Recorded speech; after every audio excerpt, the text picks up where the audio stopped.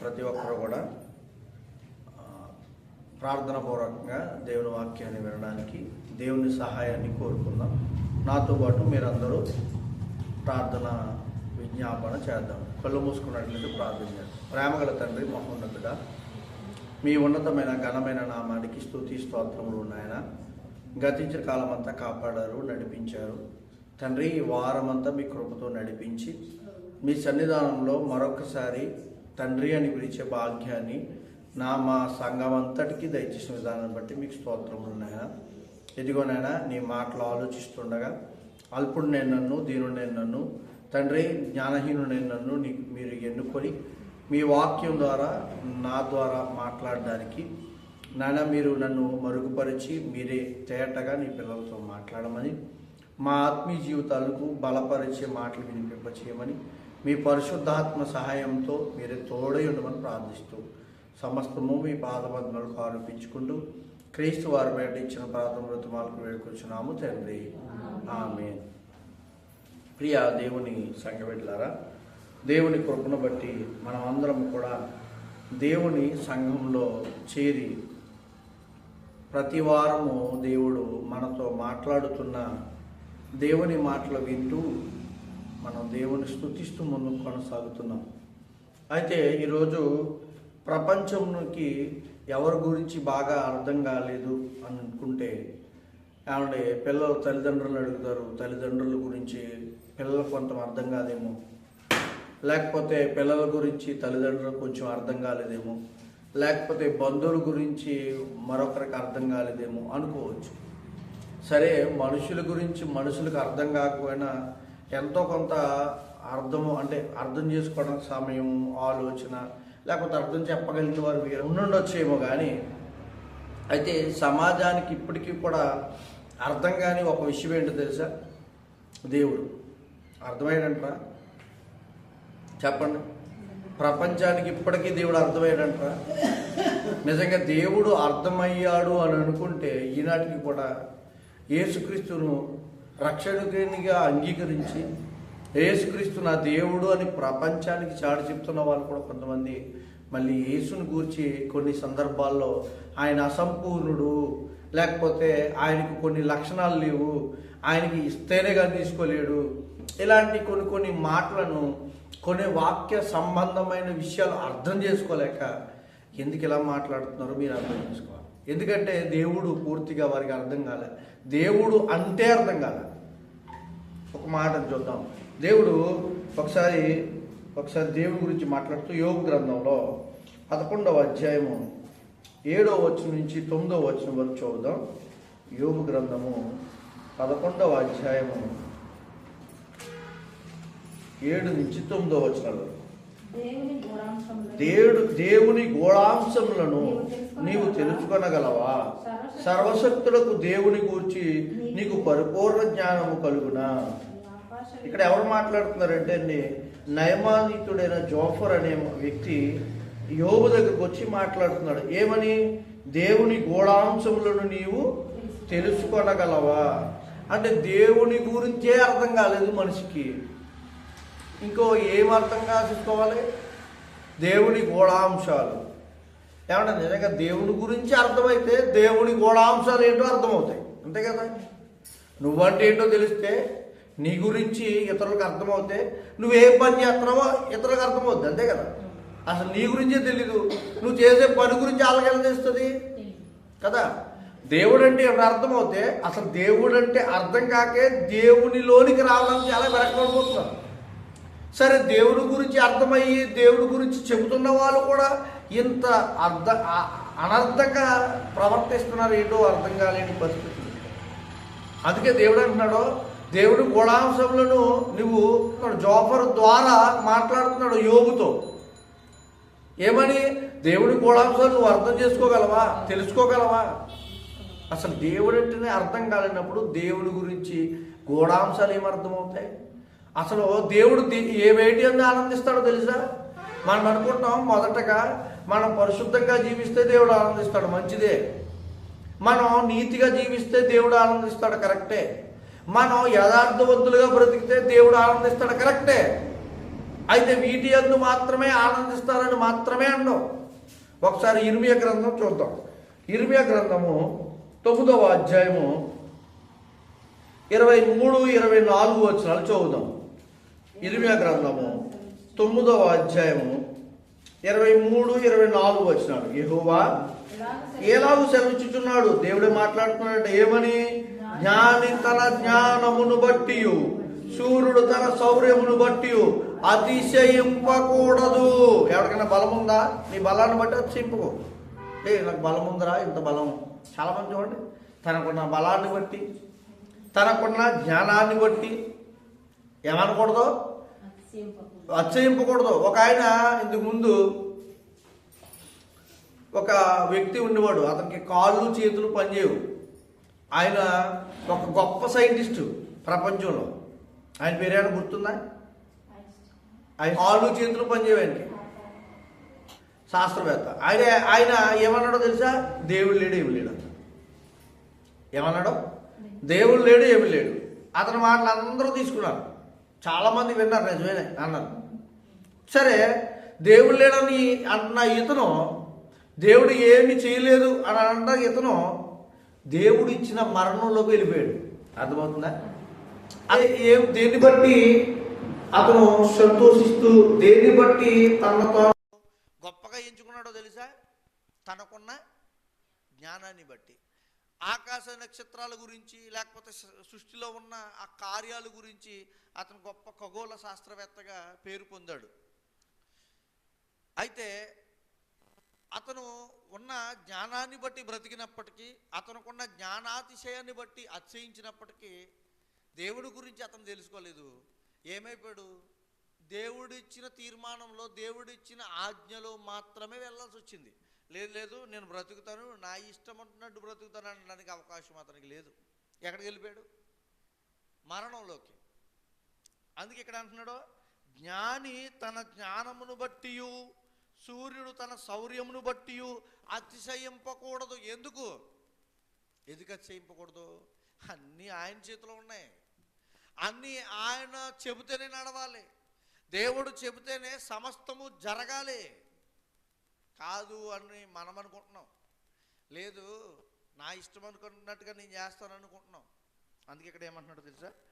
ఐశ్వర్యవంతుడు తన ఐశ్వర్యం బట్టి అతిశయింపకూడదు. అతిశయించువాడు దేనిని బట్టి అతిశయింపవలనగా? దేన్ని ఒకవేళ నీకు అతిశయించాలనుకుంటే, నువ్వు గొప్పగా పొగుడుకోవాలనుకుంటే, గర్వపడాలి అని అనుకుంటే, దేన్ని బట్టి అనుకుంటే, భూమి మీద కృప చూపుచు నీతి న్యాయములు జరిగించుచున్న యెహోవాను నేనే అని గ్రహించి. ఏం తెలుసుకోవాలి? నీతి న్యాయములు జరిగించుచు, సమస్తాన్ని నడిపిస్తున్న భూమి మీద కృప చూపుచు, జరిగించుచున్న వాటినన్నిటినీ జరిగిస్తున్న వాడిని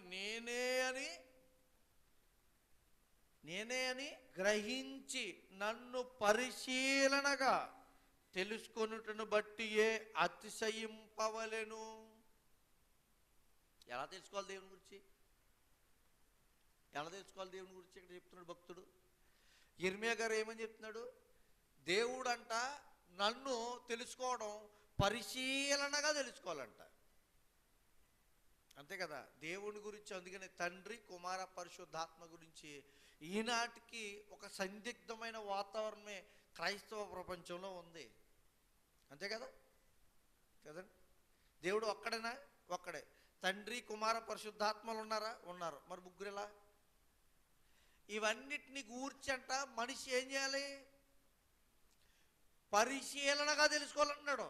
ఉందా పరిశీలన? ఉందా? క్రైస్తవ ప్రపంచంలో ఉంటే యేసుక్రీస్తు పుట్టినవాడని ఎందుకంటారు? ఆలోచించండి. ఉంటే ఎంత పరిశీలించారు వీరు? వాళ్ళకు ఉండుంటే అసలు ఈ భక్తులు ఏం మాట్లాడారో ఎలా తెలుసుకోగలుగుతున్నారు?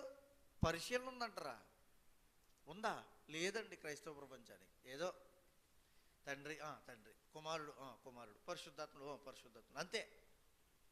దేవుడు అంటున్నాడు నన్ను పరిశీలనగా తెలుసుకుంటాను బట్టే ఉందంట జ్ఞానం. అంటే నన్ను పరిశీలనగా తెలుసుకుంటేనే ఉంటుందంట. మనిషి యొక్క వివేకం అంటే. అందుకేమన్నాడు తెలుసా? అట్టి వాటిలో నేను ఆనందించువాడనని. ఎవరు చెప్తున్నారు? దేవుడే చెప్తున్నాడు. ఏమని? నిజంగా దేవుడు ఆనందపడాలి అని అనుకుంటే నువ్వు ఆయన్ని పరిశీలనగా తెలుసుకోవాలంట. నిజంగా ఉందా పరిశీలన మనిషికి? లేదండి. భక్తి అంటే పాస్టర్ గారు చెప్పారు, లేకపోతే ఇంకొక ఆయన చెప్పాడు, లేకపోతే మా మా స్వామీజీ చెప్పాడు, ఇలా ఎవరో చెప్పిన దాన్ని బట్టి వెళ్ళిపోతున్నారు. కానీ పరిశీలనగా దేవుని గురించి ఆలోచించగలిగే శక్తి సామర్థ్యాలు మనిషికి వాటిని పెట్టట్లేదు. దీన్ని మీరు ఒప్పుకుంటారా ఒప్పుకోరా? ఒప్పుకోరా? ఉందండి. పరిశీలనగా లేదండి మనిషికి. పరిశీలన లేదు దేవుని తెలుసుకోవడంలో.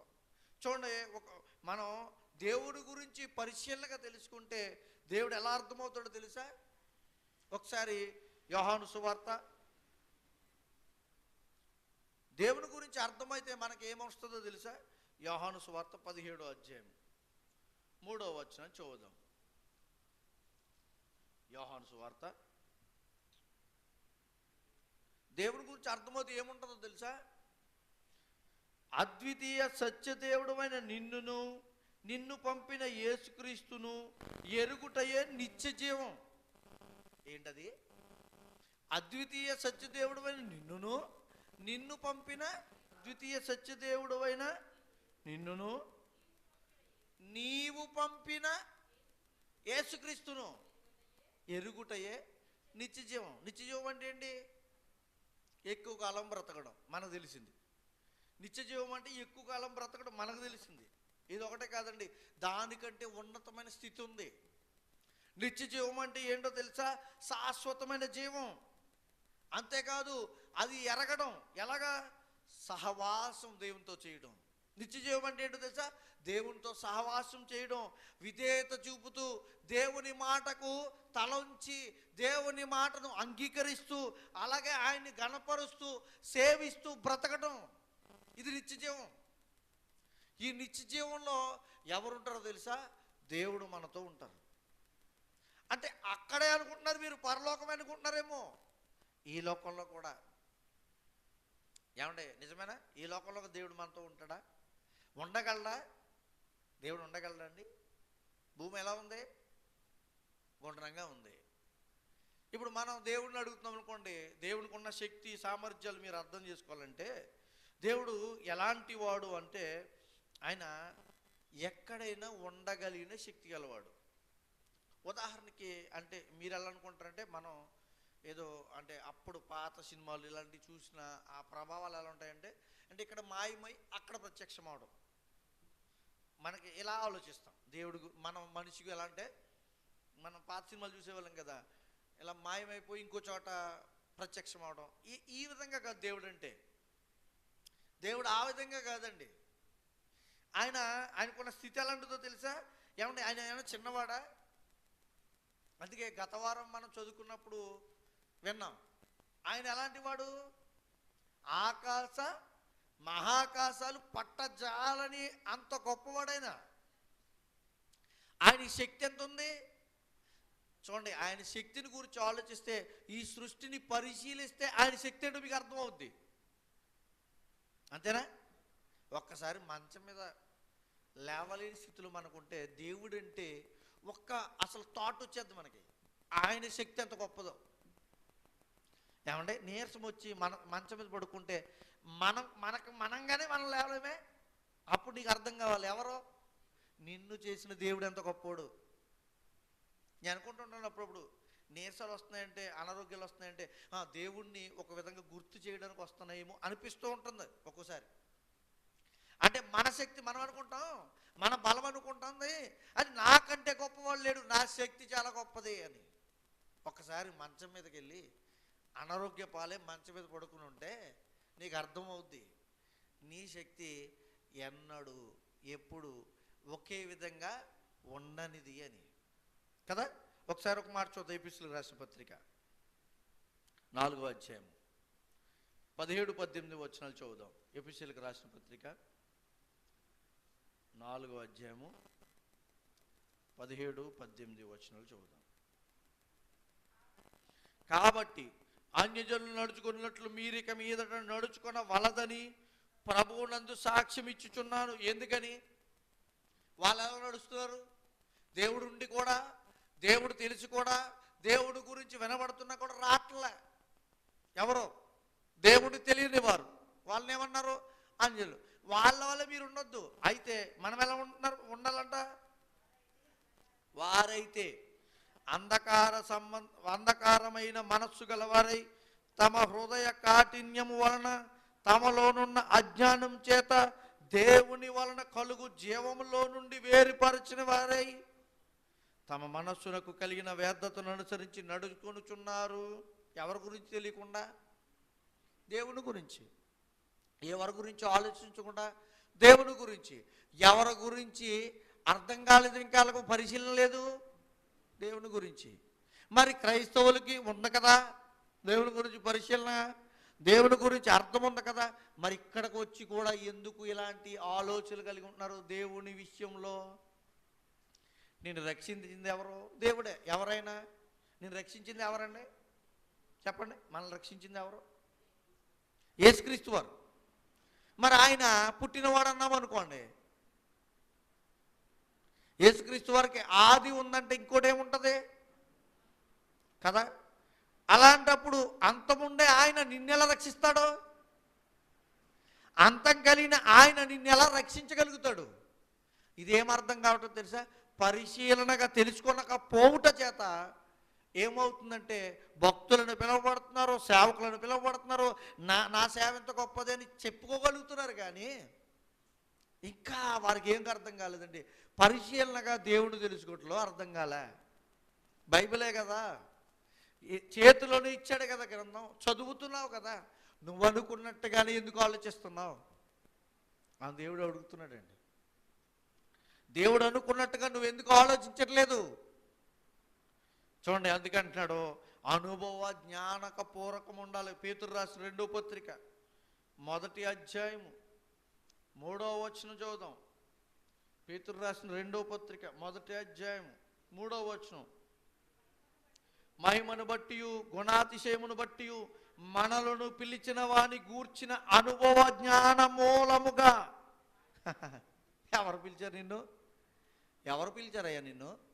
యేసయ్య కదా, యేసుక్రీస్తు వారే కదా. మరి ఆయన పిలవకుండా నీకు ఆయన పిలిచినప్పటికీ, ఆయన ద్వారా రక్షణ పొందినప్పటికీ, ఆయన ద్వారా నిత్య జీవం నువ్వు చేరవలసినప్పటికీ నీకులో ఏమి లేదో తెలుసా? ఆయన గూర్చిన అనుభవ జ్ఞానం లేదు. లేకేనండి ఇలాంటి మాటలు వస్తున్నాయి వాళ్ళకి. లేకనండి ఇలాంటి మాటలు తొట్టిల్లి వారికి వారు గొప్పవారు అనుకుంటున్నారు. నిజంగా పరిశీలించాలనుకుంటే ఒకనాడు దేవుని మాటలు పరిశీలించడానికి కొన్ని సభలు జరిగాయి. 1వ శతాబ్దం ఆ కాలం దాటిన తర్వాత బైబిల్ గురించి ఏదైనా విశ్లేషణ అర్థం కాలేదనుకోండి, 66 పుస్తకాలు ఉన్నాయి కదా, ఎలా వచ్చినాయి? పెద్దలు, వాక్యం పట్ల పట్టున్నవారు, దేవుని పరిశుద్ధాత్మతో నిండుకున్నవారు కూర్చుని వాళ్ళు మాట్లాడుకుని సరైన విధానాన్ని నిర్ణయించుకుని దేవుని వాక్యాన్ని పెట్టుకోవడం ద్వారా ఈరోజు మనం వాక్యాన్ని చదువుతున్నాం. మీకు చెప్పాను, మన ప్రొటెస్టెంట్ బైబిల్ ఎన్ని పుస్తకాలు ఉన్నాయి దీంట్లో? 66. మరి క్యాథలిక్ 73. మరి చర్మాస్టిక్ అసలు ఇన్ని ఉన్నాయని మనకు తెలదు.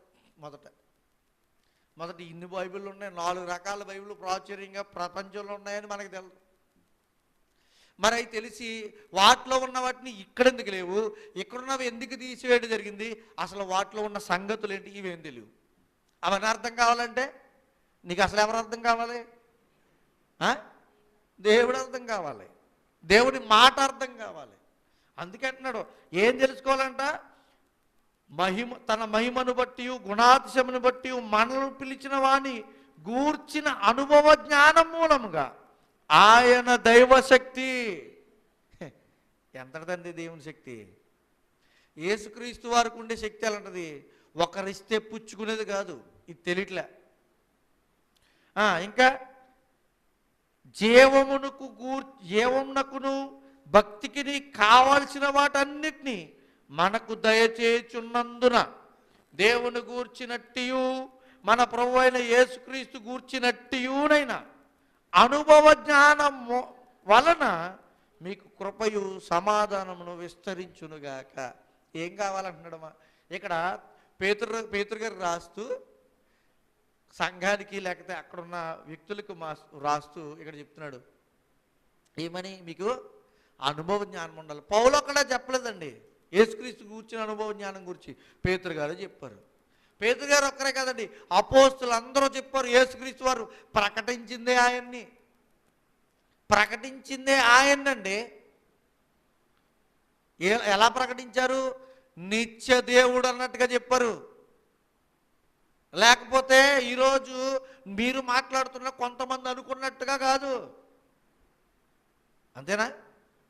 ఆయన నిత్య దేవుడు, నిత్యుడైన వాడై ఉంటేనే నిన్ను నన్ను రక్షింపగలడు, నిన్ను నన్ను పరలోకాన్ని చేర్చగలడు. ఆయనకి ఆ లక్షణం లేకపోతే అసలు దేవుడే కాకుండా పోతాడు. అసలు దేవుడు అర్థం కాలేదనే మన బాధ. దేవుడు అర్థమై ఉంటే ఈ విశ్లేషణ మనకు అర్థమవుతుంది. ఒకసారి మరొక మాట కూడా చూద్దాం. 3వ అధ్యాయము, అదే పత్రిక 3వ అధ్యాయము 18వ వచనం చూడండి. మన ప్రభువును రక్షకుడునైన యేసుక్రీస్తు అనుగ్రహించు జ్ఞానమందును అభివృద్ధి పొందిడి. ఆయన ఇప్పుడును యుగాంత దినము వరకును. ఎవరికే? దేవుడికి. యేసుక్రీస్తు వరకు మహిమ ఎందుకండి? మామూలుగా ఆలోచిస్తే ఆయన్ని పంపిన వానికి కదా మహిమ చెందాలి. మరి ఆయనకి ఎందుకు కలుగుతుంది? ఇక్కడ ఎందుకు కలిగించమని అడుగుతున్నాడు? ఎందుకు ఆయనకు మహిమ ఉందని చెప్పబడుతున్నాడు? చూడండి అక్కడ మళ్ళీ ఒకసారి చదువుదాం. మన ప్రభువును రక్షకుడును యేసుక్రీస్తు అనుగ్రహించు కృపయందును జ్ఞానమందును అభివృద్ధి పొందుడి.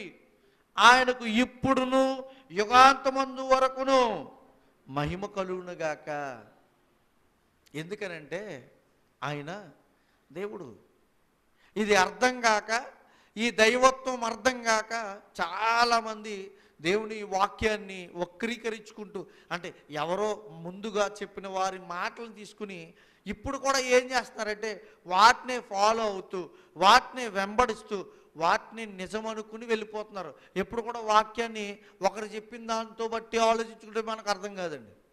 అలా ఆలోచించుకుంటే మనం వారి తీరులోనే వెళ్ళిపోతాం, దేవుని తీరులోకి వెళ్ళాం. దేవుని వాక్యం తీరులోకి వెళ్ళాలంటే దేవునికి అర్థం కావాలి.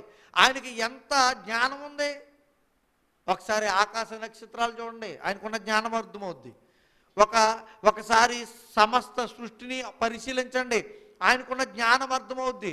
ఒకసారి కీర్తనల గ్రంథం 147వ అధ్యాయం 5వ వచనం చదువుదాం.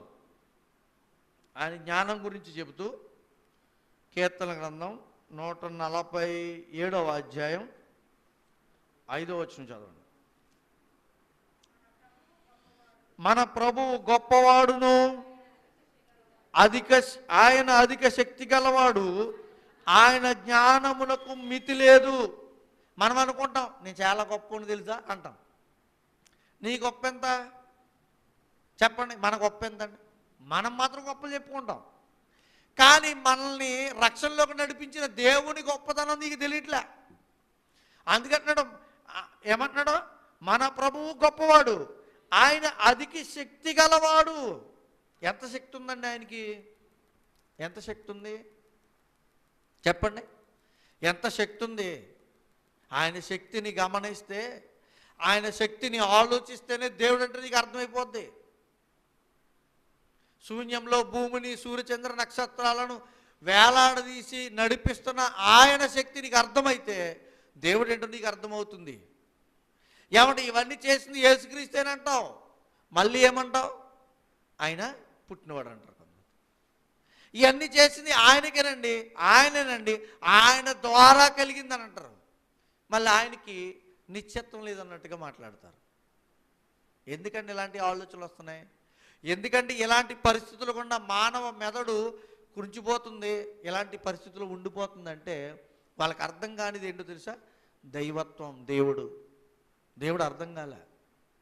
ఏమంటే మానవాళికి ప్రపంచంలో దేవుని గురించి అర్థం కాలే, వాళ్ళకి అర్థం కాలేదంటే బాగుంది.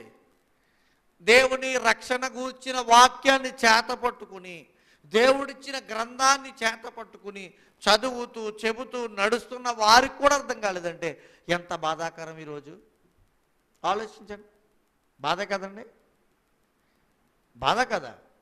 అందుకే అంటున్నాడు దేవుని జ్ఞానానికి ఏం లేదంట. ఇక్కడ ఏమన్నాడు, ఆయన గొప్ప అధిక శక్తి గలవాడు, ఆయన జ్ఞానమునకు మితి లేదు. ఎందుకండి ఇలా చెప్తున్నాడు? ఆయన జ్ఞానము గొప్పది. ఎంత గొప్పదంటే నువ్వు నీ ఆలోచన కూడా దాన్ని అందుకోలేదు, ఆయన జ్ఞానాన్ని అందుకోలేదు. అందుకే మనం అనుకుంటాం మరణించిన వారు ఏమైపోతారో, బాధ ఉంది కదా, కోల్పోయిన వారికి బాధ ఉంటుంది కదా. ఆయన జ్ఞానాన్ని మనం అందుకోలేము. రేపొద్దున నువ్వు నేను వెళ్ళిపోవలసిన వాళ్ళమే. ఏం బాధపడాల్సిన అవసరం లే. మనకి ఆదరణకర్త ఎవరున్నారు? యేసుక్రీస్తు వారు ఉన్నారు.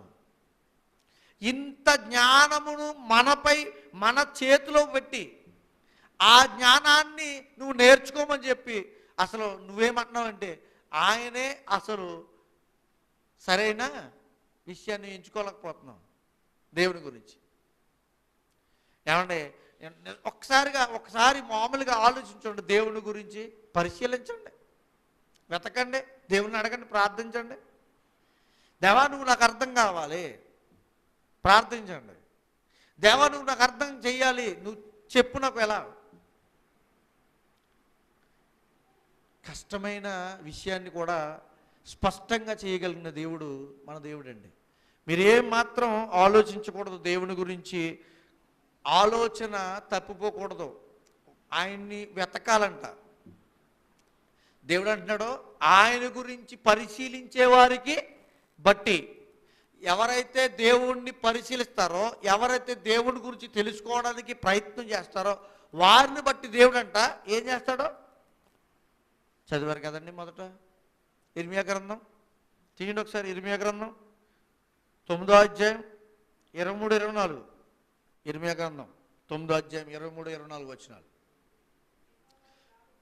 దేవుడు ఎలా చెప్తున్నాడంటే ఏమని? జ్ఞాని తన జ్ఞానమును బట్టి, సూర్యుడు తన శౌర్యమును బట్టి అతిశయింపకూడదు. ఐశ్వర్యవంతుడు తన ఐశ్వర్యను బట్టి అతిశయింపకూడదు. అతిశయించేవాడు దేంట్లో అతిశయించాలంట? భూమి మీద కృప చూపుచు నీతి న్యాయములు జరిగించుచున్న యెహోవాను నేనే అని గ్రహించి నన్ను పరిశీలనగా, నన్ను తెలుసుకుని బట్టి అనలా కదండి. నన్ను తెలుసుకుని బట్టి అన్నామనుకోండి యెహోవా అంటే తెలిసిపోతే సరిపోద్ది. అదే అక్కడ పరిశీలనగా అంటే అక్కడే ఉంది. దేవుడు అనే పదం అసలు మొట్టమొదటి ఏమని రాయబడింది ఇది తెలియాలి. అవునా? దేవుడు అనే పదం అసలు హెబ్రీలో కానీ గ్రీకులో కానీ అక్కడ పదం ఏ పదాన్ని పెట్టారు, దాని అర్థం ఏంటి? ఎకాద్ ఎకీద్ అనే పదాలు బైబిల్లో దేవుడు అనే పదానికి రాయబడ్డది. దాని అర్థం ఏంటో తెలుసుకోవాలి. అక్కడ ఎవరున్నారు, అది ఆ పదం బహు పదమా లేకపోతే ఏక వ్యక్తిత్వాన్ని చూపించే పదమా? ఏక వ్యక్తిత్వాన్ని చూపించే పదం, బహు వ్యక్తిత్వాలను చూపించే పదమా అని తెలుసుకోవాలి. ఇది మనకి తెలియదు. కానీ ఏమంటారు, అవన్నీ ఎందుకండి, తెలుగు బైబిల్ మన దగ్గర ఉంది కదా అంటారు. తెలుగు బైబిల్ ఒకటే చదివితే మొన్న మీకు చూపించాను ఒక వచనం ఎలా ఉంటుంది, ఆదికాండము 7వ అధ్యాయం 20వ వచనం. తెలుగు బైబిల్ ఒకటే మనం ఫాలో అయిపోతే వెళ్ళిపోయామనుకోండి, అక్కడక్కడ కొన్ని మిస్టేక్స్ ఉన్న వాటిని మనం సవరించుకోవడానికి ఇబ్బంది అవుతుంది. అలాని దీంట్లో తప్పు ఉందని నేను చెప్పను. రాయడంలో వారిని తర్జుమా చేయడంలో ఇబ్బందులు, అంటే ఆ పదాలు వివరించడానికి వీళ్ళకి తెలియక కొన్ని పదాలు అలా రాయడం జరిగింది. అది ఎలా అర్థమవుతుందంటే అందుకంటున్నాడు నన్ను పరిశీలనగా. పౌలు గారు ఏమంటాడో తెలుసా? ఏమంటే దేవుడు ఎంత గొప్పవాడు, ఆయనకున్న ఉనికి ఎలాంటిది. దేవుడు ఉనికి ఇంతకుముందు చెప్పాను కదా, రౌండ్గా ఉంటుంది. ఎలాగా? భూమి. మనం ఇక్కడ ప్రార్థన చేస్తున్నాం, దేవుడు ఇక్కడ ఉన్నాడు అనుకోండి. మరొక దేశంలో కూడా ఆదివారం ప్రార్థన చేస్తున్నారు, దేవుడు అక్కడ ఉండాలి కదా. ఆయన ఉనికి అంటే అర్థం. ఆయన ఉండగలిగే స్థితి ఎలాంటి వాడు తెలుసా? ఎక్కడైనా ఉండగలడు ఒకే టైంలో. మీరు ఇది మీ తోటలో ఆలోచించుకుంటే ఎలా ఉంటుందంటే, ఇక్కడ మిస్ అయ్యి అక్కడ కనపడి అలా కాదు. ఎందుకని అలా కాదు? చూడండి ఒకసారి ఇర్మియా గ్రంథం 23వ అధ్యాయం 24వ వచనం చూడండి. ఇక్కడ ఒకసారి ఒక మాట. ఇర్మియా గ్రంథం 23వ అధ్యాయం 24వ వచనం. ఇక ఒక మాట అంటాడు చూడండి.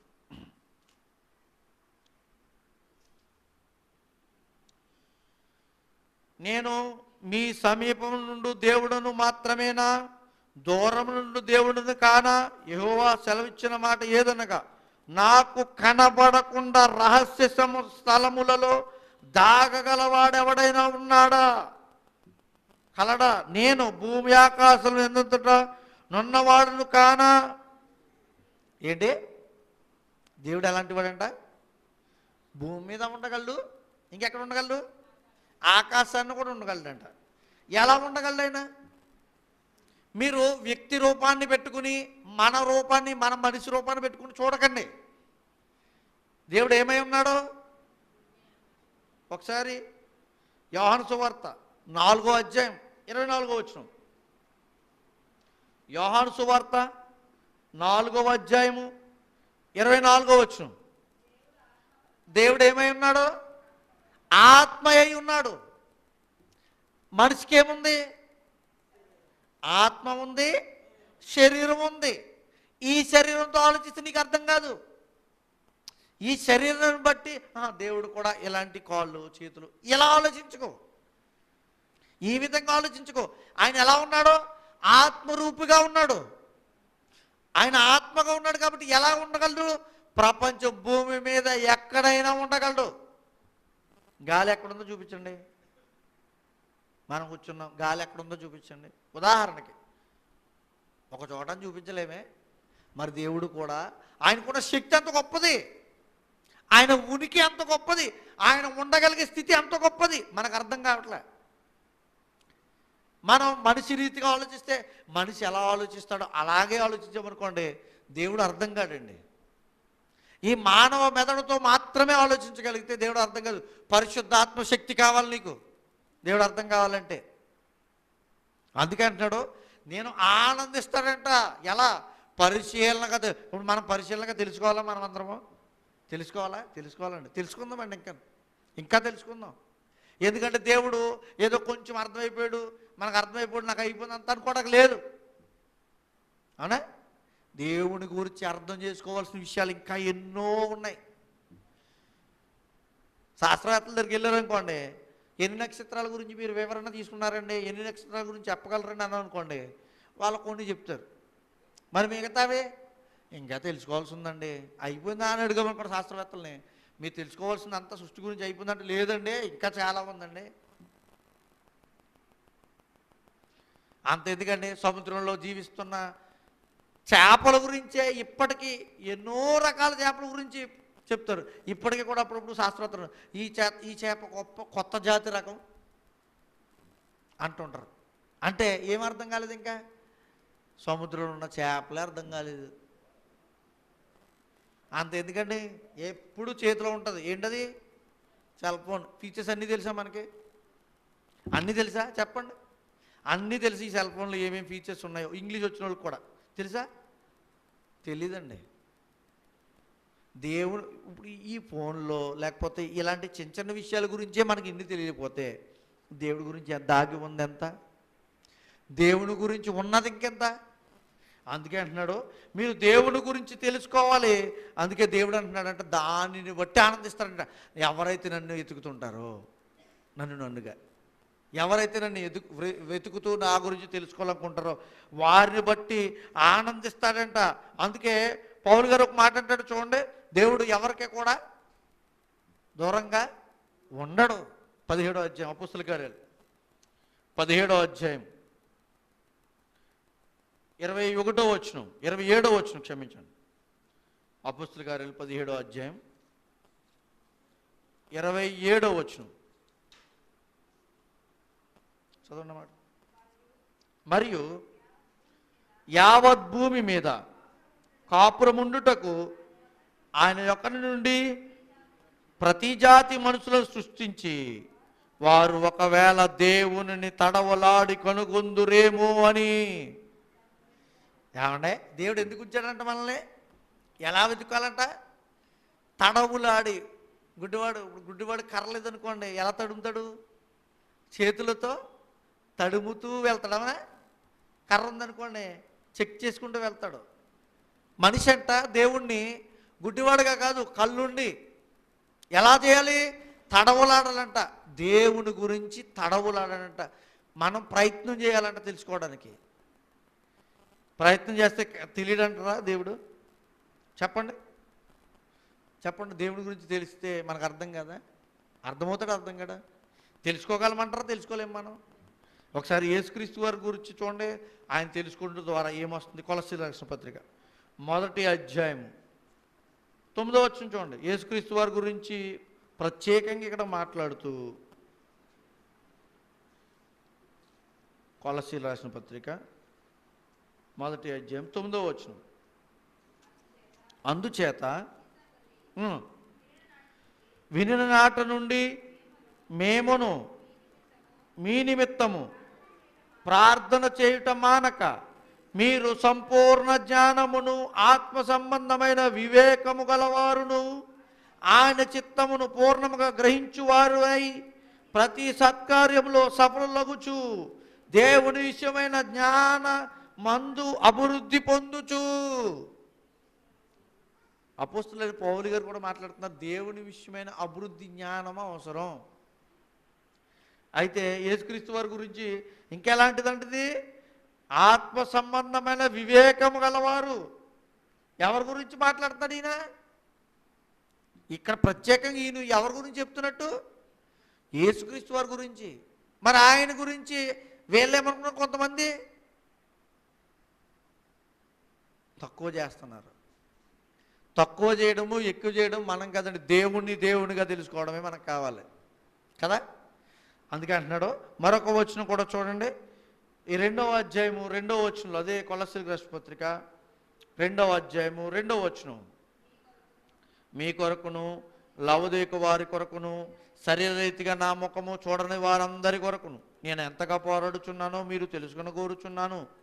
వారు ప్రేమయందు అతుకబడి సంపూర్ణ గ్రహింపు యొక్క సకల ఐశ్వర్యము కలిగిన వారై. ఏం కావాలంట? వాళ్ళందరూనంట ప్రేమనందు అతుకబడాలంట. సంపూర్ణ గ్రహింపు యొక్క సకల ఐశ్వర్యము కలిగిన వారు. ఐశ్వర్యం అంటే ఏంటి? ఇక్కడ మాట్లాడుతుంది దేవుడు కూర్చిన జ్ఞానం. ఐశ్వర్యం అంటే డబ్బు కాదు ఇక్కడ చెప్తుంది. సకల ఐశ్వర్యము గలవారే అంటే దేవుని గురించిన జ్ఞానం, వివేకం. ఈరోజు దేవుణ్ణి ఎరగని వారికి తెలియట్లే, దేవుణ్ణి ఎరిగిన వారికి కొంతమందికి తెలియట్లే. ఏంటది? నిజంగా చాలామంది అలాగ తెరేవారు కదా, అలాగ ఉన్నారు కదండి. దేనికోసం? దేవుని గురించి చెబుతూ ఏం కావాలి వారికి? డబ్బు కావాలి. ఏం అర్థం కాలేదు? దేవుడు అర్థం కాలే. దేవుడు ఇచ్చాడు ఇవన్నీ. దేవుడు తన ఇష్టానుసారంగా ఏదైనా చేయగలడని ఒకసారి గ్రహింపు లేదంటే తెలుసు. అయినా కూడా చదువుదాం మళ్ళీ ఒకసారి. అందుకే అంటున్నాడు కదా, బుద్ధి జ్ఞానముల సర్వ సంపదలు ఆయనందే గుప్తములై ఉన్నవి. ఎవరి యందు? చూడండి పైన చెప్తున్నాడు, వారు ప్రేమ యందు అతుకుబడి సంపూర్ణ గ్రహింపు యొక్క సకల ఐశ్వర్యము కలిగిన వారై దేవుని మర్మమై ఉన్న క్రీస్తును స్పష్టముగా తెలుసుకున్న వారై. ఎలా తెలుసుకోవాలి యేసుక్రీస్తు వారిని? స్పష్టంగా. నిజంగా కంటి హాస్పిటల్ ఎందుకున్నాయి చెప్పాలి? కంటి హాస్పిటల్ ఎందుకున్నాయి? స్పష్టంగా కనబడనందుకే వెళ్ళి ఏం చేస్తాం? ఆపరేషన్ చేయించుకుంటాం. మరి దేవుడి గురించి ఇంత చెప్తున్నాడు, యేసుక్రీస్తు వారి గురించి మీరు స్పష్టంగా తెలుసుకోలేదని చెప్తున్నాడు కదా, మరి ఇంకా ఎందుకు ఆపరేషన్ చేయించుకోవట్లేదు? వాక్యందో ఆ క్రీస్తు ఏంటనేది ఇంకా ఎందుకు ఈ మానవ మెదడుతో మాత్రమే ఆలోచిస్తున్నాం? ఆత్మ అనే స్థితిని, దేవుని స్థితిని. దేవుడు ఆత్మ అయి ఉన్నాడు. ఆ స్థితిని ఇంకా మానవునిగానే ఎందుకు ఆలోచిస్తున్నారు? ఆయన సకల మంది ఉండేవాడు. ఆయన స్థితి ఏంటో తెలుసా? ఇక్కడ ప్రార్థన చేస్తే నా దగ్గర ఉండగలడు, మీరు ప్రార్థన చేస్తే మీ దగ్గర వేరే ఊర్లో ఉన్న ప్రార్థన చేస్తే అక్కడికి కూడా ఆయన ఉండగలడు. ప్రపంచంలో, ప్రపంచం ఏంటండి? సృష్టిలో అంటే భూమిని దాటి కూడా మనిషి వెళ్ళగలుగుతున్నాడు. ఈరోజు వెళ్ళగలుగుతున్నాడు. మరి మనిషే వెళ్ళగలిగినప్పుడు దేవుని ఆలోచన, దేవుడు వినగలిగే స్థితి అక్కడి నుంచి ఉండదా? ఎక్కడైనా ఉండగలడు ఆయన. ఎక్కడైనా మనిషి కంటే ఉన్నతమైన వాడైనా. ఆయన గురించి అర్థం కాలేకట్లేదు. అర్థం చెప్తున్నా వినలేక పరిస్థితులు కొంతమంది ఉంటున్నారు. అందుకే కీర్తన గ్రంథం 147వ అధ్యాయం 11వ వచనం ముగించేసుకుందాం. కీర్తన గ్రంథం 147వ అధ్యాయం 11వ వచనం.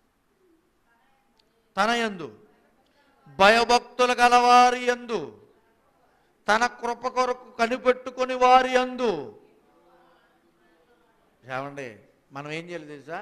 దేవా నువ్వేంటో నాకు తెలియాలి అని ప్రార్థన చేయాలంట. తన యందు ఏం కలిగిన వారి యందు? తన యందు భయభక్తులు గలవారి యందు. ఏమండి, ఆయన కృప కోసం కనిపెట్టుకునే వారి యందు ఎవరున్నారండి ఈరోజు అని ఆలోచిస్తున్నాడంట ఆయన. ఎవరున్నారు ఈరోజు? ఎవరు నా కొరకు తెలియజేసుకుంటున్నారో, ఎవరు నా కోసం పరిశీలిస్తున్నారు, ఆయన వాటి యందు ఆనందిస్తాడు. మనం ఏమనుకుంటాం? జ్ఞాన సంగతులు తెలిసిపోయి అబ్బా మనకు ఆనందం. ఏ సంగతులు? జ్ఞాన సంగతులు. సృష్టిలో అదిగో కొత్త గ్రహం కనిపెట్టబడింది, జ్ఞానమైన సంగతి. ఇదిగో క్యాన్సర్కి మందు కనిపెట్టబడింది, జ్ఞానమైన సంగతి. ఇంకా ఎన్నెన్నో ఉన్నాయి. వాటన్నిటి తెలుసుకోవడంలో మనం జ్ఞానం అనుకుంటా ఆనందిస్తాం. దేవుడు అంటున్నాడు, నువ్వు ఆయన్ని ఆయనగా తెలుసుకోవడంలో ఆయన ఆనందిస్తాడంట. దేవుణ్ణి ఎలా తెలుసుకోవాలి? దేవునిగా పరిశీలనగా తెలుసుకోవాలంట. ఉందా పరిశీలన ప్రపంచానికి? లేదండి. అందుకే ఈరోజుకి యేసుక్రీస్తు వారిని అంగీకరించక, యేసుక్రీస్తు వారిని తెలుసుకోక, యేసుక్రీస్తు వారిని రక్షకుడిగా స్వయంగా దేవుడని అంగీకరించలేని పరిస్థితి ఈరోజు లోకానికి ఉంది. కొంతమంది దేవుని నమ్మిన వారికి కూడా ఉంది. ఇది చాలా బాధాకరం. లోకానికి ఉందంటే పర్వాలేదండి, దేవుని నమ్మిన వారికి కూడా ఉందంటే ఎంత బాధాకరం చూడండి. మీకు అనిపిస్తుందా లేదా బాధని? మీకే బాధ అనిపిస్తే ఆయనకి ఎంత ఉంటుంది? మరి ఆయన ఆనందం ఎక్కడిది? ఆలోచించండి. ఆయన ఆనందించాలి మనం అంటే మనం ఆయన్ని పరిశీలనగా తెలుసుకుంటా, అంటే దేవుడు అనే విషయాన్ని. ఈ పదం దేవుడు అనే పదం చెప్పాను కదా మీకు, బహువచన పదం. దాన్ని జాగ్రత్తగా ఆలోచించాలి. ఎలా ఆలోచించాలి అంటే ప్రపంచానికి అర్థం కాక ఈరోజు ఎంతమంది పుట్టుకొచ్చారో దేవుళ్ళు, దేవతలు. ఆ పదం అర్థం కాకేనండి. అర్థం చేసుకున్న క్రైస్తవుడు కూడా సరిగా అర్థం చేసుకోలేకపోతే ఇంకా బాధపడడానికి దేవుడికి ఇంకా ఎలాంటి పరిస్థితి ఉంటుందో ఆలోచించండి. అంతే కదా? దయచేసి ఆలోచిద్దాం. దేవుడి గురించి ఇంకా మనం అధ్యయనం చేయాలి, ఇంకా వినాలి, ఇంకా నేర్చుకోవాలి. దేవుడు అంటే ఆయన యొక్క స్థితిని మనం తెలుసుకోవాలి. సర్వశక్తి కలిగిన ఆయన గురించి తెలుసుకోవడంలో దేవుడంట ఆనందిస్తాడంట.